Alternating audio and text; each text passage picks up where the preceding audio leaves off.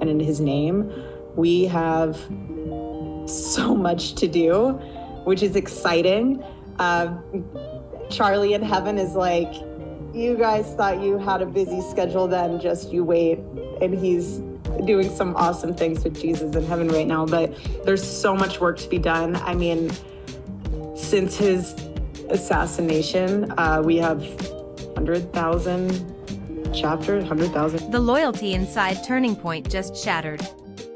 Everyone thought the widow was holding the movement together, until a leaked recording exposed her laughing through a conference call about sales figures and stadium overflow while the nation was still grieving. The audio, dropped by Candace Owens and spreading across every platform tonight, catches Erika Kirk gushing about record merchandise numbers, thanking her teams for pulling off the event of the century, and casually noting over $200,000 in sales only 11 days after Charlie's assassination. Followers are replaying her giggles, comparing them to her tearful tributes, while the organization stays silent and the board refuses comment. Owens insists the recording is authenticated. Erika's camp has gone quiet. Yet something doesn't fit. The timing. The tone. The missing audit files that surfaced right after. And if insiders are right, this leak isn't the story's peak, it's the opening blow in a financial reckoning waiting to erupt. So for clarity, this call took place on Monday, September 22nd. So this is 11 days, less than 2 weeks after her husband was publicly assassinated in front of the entire world.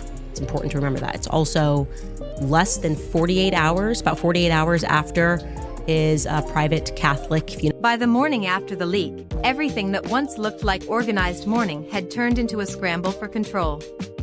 Staff at Turning Point whisper that the same woman who cried on stage is now calling emergency meetings, locking down spreadsheets, and demanding loyalty checks from departments that haven't even processed their travel reimbursements from the memorial. 11 days after the assassination, Erika Kirk's tone on that call, the event of the century, over $200,000 in merch sales, Charlie and heaven cheering us on, lands like proof of intent, not inspiration. Insiders say the board hasn't met since the recording surfaced, though individual directors are quietly calling lawyers. Her assistants are told to delete Slack messages. Vendors are warned not to talk. What should be grief feels like corporate triage, and each order she gives sounds more like damage management than mourning. People close to her claim she's terrified of the narrative being hijacked. Others believe the narrative was hers from the start. You honor my husband so well. All of you do. And it's weird to say I'm excited. I really hesitate saying that. It's really hard for me to say that. It's a really weird thing to say, but I think it comes from a space of peace, knowing that God's using this. The numbers themselves have become a weapon. On September 21st, less than 2 weeks after the shooting, Turning Point's America Remembered Memorial drew more than 275,000 attendees, with overflow spilling outside the stadium gates. The merchandise campaign tied to the event moved faster than anything in the organization's history. Shirts, hats, wristbands, all stamped with Charlie's final quotes. By October, insiders claim over $100 million had passed through donation and retail channels. On paper, it looked like devotion. But when Candace Owens played the leaked clip, what everyone heard was laughter, genuine, rhythmic, unbothered. It wasn't the numbers that unsettled people. It was how easily they came out of her mouth. A senior staffer said, "That's not a voice from grief. That's a marketing report."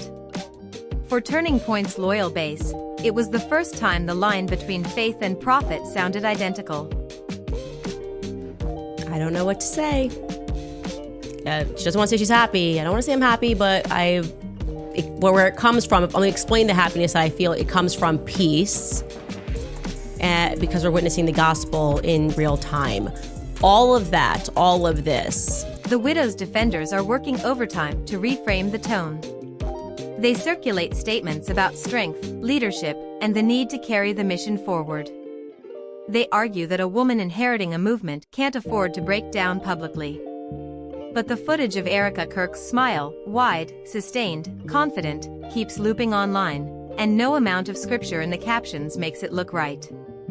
Her social media, once filled with family tributes, has turned into silence punctuated by corporate graphics. A post from late January shows only the Turning Point logo and the words "faithful still." The comments explode with contradictions, supporters quoting verses about endurance, critics asking where the donation receipts went. People close to Candace Owens say she expected backlash, but not this level of traction. She thought she'd get pushback, one insider claims, but now even staff inside the building are sending her files. The question spreading faster than any defense statement. Why does every attempt to humanize Erika Kirk sound like a press release? My friend gets shot in the neck. That's what happened. I just want to say that he was publicly executed again before the world. The question is why, right?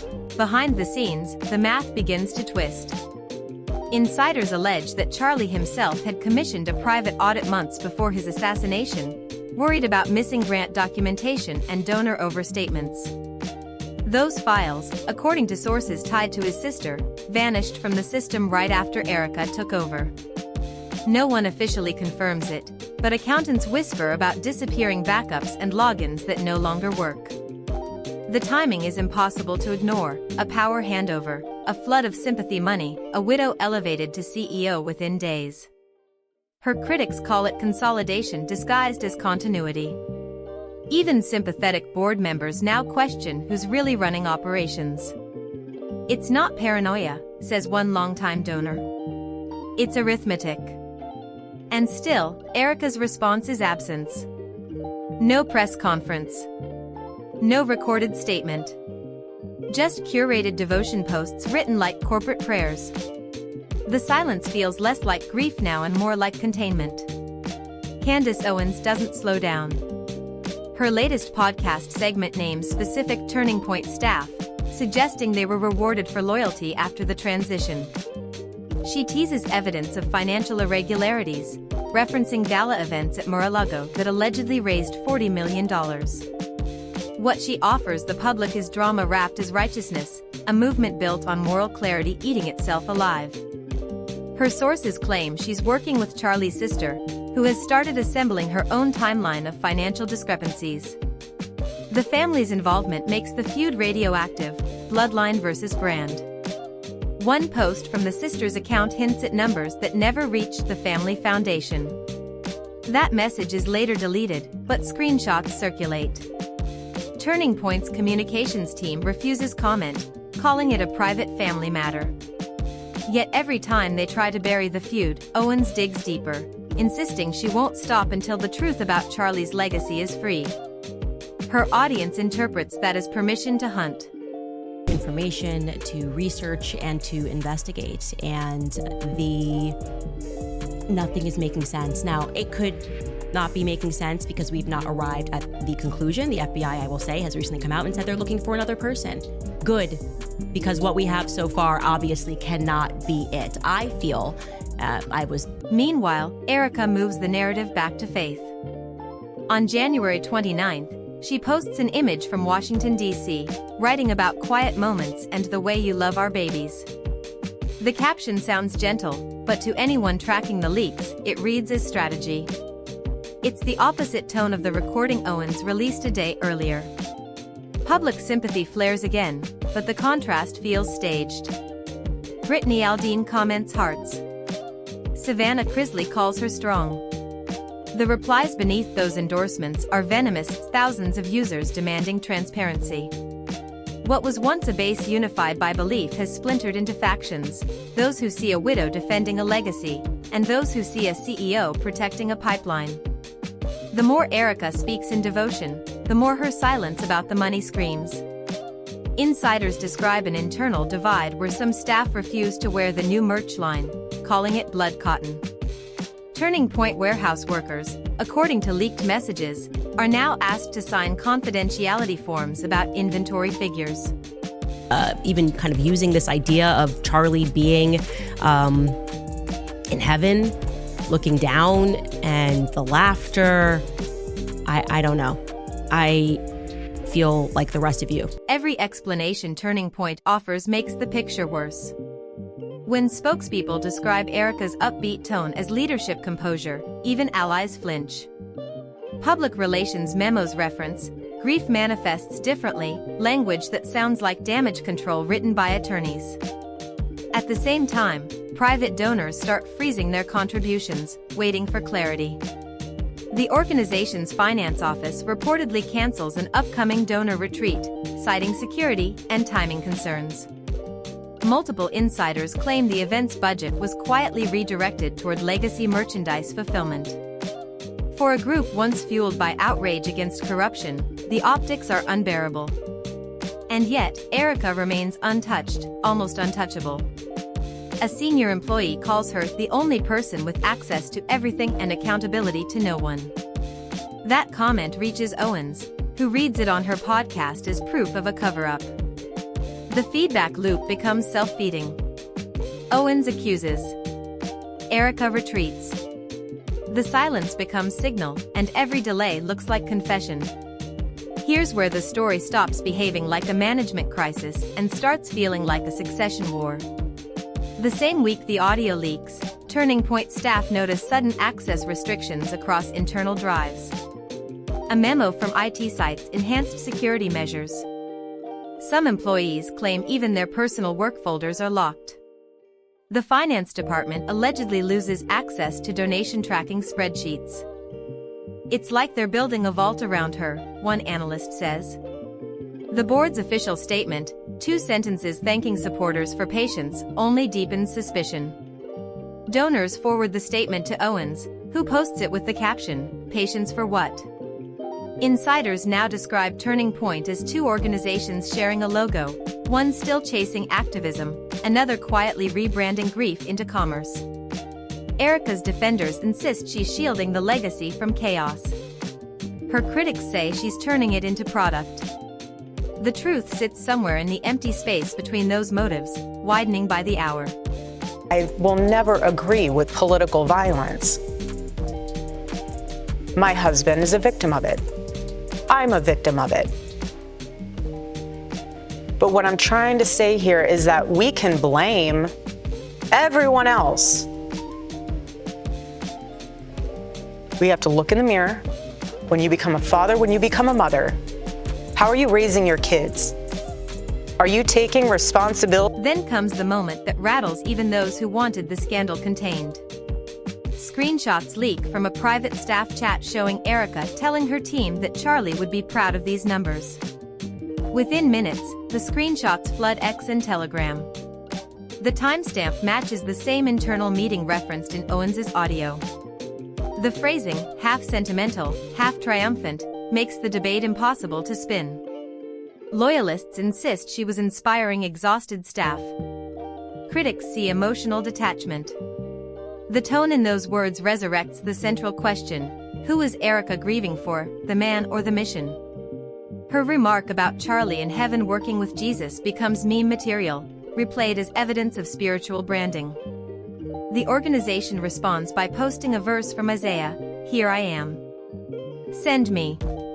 That same verse appears printed on the first batch of memorial shirts, which sell out within 24 hours of Charlie's passing. The loop is complete.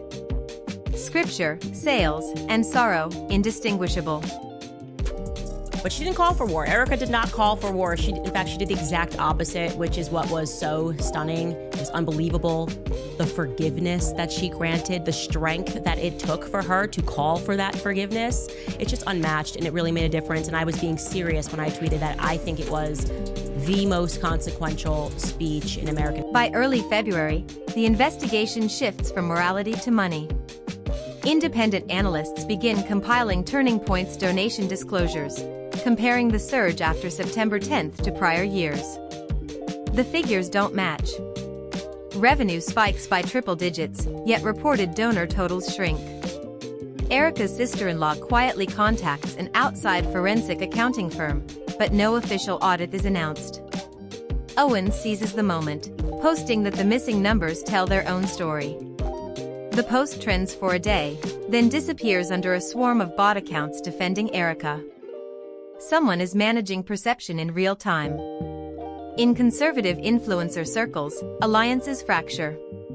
Megyn Kelly defends Owens. Tucker Carlson praises restraint. Ben Shapiro calls it evil. Each statement adds fuel, making Erika's silence look strategic. Within the Turning Point offices, morale sinks. Mid-level staff whisper that they're told to pray instead of answer questions. Faith has become a firewall. Kids did you guys want to have? We wanted to have 4. Yeah. And I was praying to God that I was pregnant when he got murdered. Oh, wow. I thought of that once. Just like whether it was meant to be or whether we'd get news like that. I was like, oh goodness, that would be the ultimate blessing out of this catastrophe. And yet, in the middle of the outrage, Erika schedules another major event, an anniversary gala. Invitations go out quietly to high-tier donors. The cost, $10,000 per plate. The location is undisclosed, but leaks point to Mar-a-Lago. Candace Owens calls it a victory lap built on ashes. Internal critics say the gala budget mirrors the missing donation figures. A former board advisor claims Charlie's own notes warned against turning memorials into industry. That phrase now circulates online, tagged under Erika's name. Meanwhile, Turning Point announces new chapter requests, 100,000 in 90 days and 300,000 new donors since the transition. To outsiders, it sounds miraculous. To insiders, impossible. Every number that was once proof of success now reads like evidence. And the people who once swore by the mission now admit they can't tell where loyalty ends and profit begins. The widow who inherited a movement may soon be fighting to prove she didn't also inherit its secrets. Charlie was not silenced. His movement is only beginning. The voices of millions globally have been awakened, furthering his cause and mission far beyond anyone's comprehension. We won't cower in fear. We will never surrender. We are resolved to live free from lies and seek out. The questions no one can answer start stacking up. Where did the audit files go? Who authorized the merch drops within 48 hours of the assassination? Why did the GoFundMe vanish after $6 million was raised? Why is the Family Foundation excluded from recent filings? Each unanswered point tightens the tension around Erika's leadership. Those close to the situation insist she's overwhelmed, barely sleeping, holding the organization together by sheer will. Others whisper that she's unbothered, convinced faith will shield her. The truth might be both. Control feels divine when it's also financial. One thing is certain, the story hasn't peaked. If Owens and Charlie's sister are comparing notes, the next leak won't be laughter, it will be ledgers. And when those numbers hit daylight, the question won't be whether Erika's tone was wrong. It will be who else inside Turning Point is about to lose theirs. As the story spreads, it begins to swallow its own architects. Candace Owens, who once built an empire out of outrage, now looks less like a whistleblower and more like a rival syndicate running parallel to the one she's exposing. She's using Erika's silence as currency, feeding daily updates to millions who already treat the widow's grin as a confession. Even her allies are splintering. Tim P. calls her a chaos merchant, while Ben Shapiro warns that she's dismantling the right from the inside. To Owens' supporters, that's exactly the point. They see her as cleansing the movement of hypocrisy, draining its celebrity rot. Insiders say the feud is no longer about morality, but monetization. Every leak drives new subscriptions. Every outrage adds another sponsor. One former staffer puts it plainly, both women are selling grief, just in different packaging. The tragedy stopped being personal the moment it turned profitable. Patterns from the past resurface like fingerprints. Owens' earlier crusades, the Macron rumors, the time travel story, the Project Looking Glass claims, are being re-examined not as isolated meltdowns, but as rehearsals. Each followed the same rhythm: accusation, outrage, backlash, profit. Now that formula folds seamlessly into the Turning Point drama. Erika becomes the new villain in Owens's familiar morality play, and the audience, conditioned by years of algorithmic outrage, can't look away. Meanwhile, Turning Point insiders whisper that the real story isn't the recording. It's the consolidation of assets, the quiet replacement of executives, the new shell entities surfacing in corporate filings. It feels like a coup, says one former director. The idea that Erika's grief tour doubled as an internal takeover is no longer dismissed, it's being tallied like a balance sheet. Faith, brand, inheritance, all merging into a single transaction. That's where the family fracture turns nuclear. Charlie's sister, until now a background figure, begins privately coordinating with Owens, comparing records, requesting legal briefings. Sources close to her say she believes the wrong people are holding the legacy hostage. Those words leak and explode online. Within hours, Turning Point donors demand independent verification of finances. Hashtags linking Erika's name to missing money trend. Erika's allies respond by invoking loyalty to Charlie's vision, accusing the bloodline itself of betrayal. Even conservative media steps back, running headlines that read like eulogies for the brand. What once looked like an internal feud has become a generational cleansing, an ideological fight for the soul of a movement that can't admit how much of its faith depends on its funding. The louder the prayers sound, the more transactional they appear. So where does this leave the legacy Charlie built, now a battlefield of widows, prophets, and profiteers? Every statement, every silence feels rehearsed. Candace Owens keeps promising more evidence. Erika keeps promising God's timing. And the public watches as two women shape the memory of one man into their own reflection. What happens when the next document leaks? When the family finally speaks on record? When the real numbers reach daylight? Was this ever about truth, or was it always about controlling a martyr's name? Drop your theories, your side picks, your receipts in the comments. This story isn't ending. It's circling, waiting for the next person brave enough or desperate enough to break it.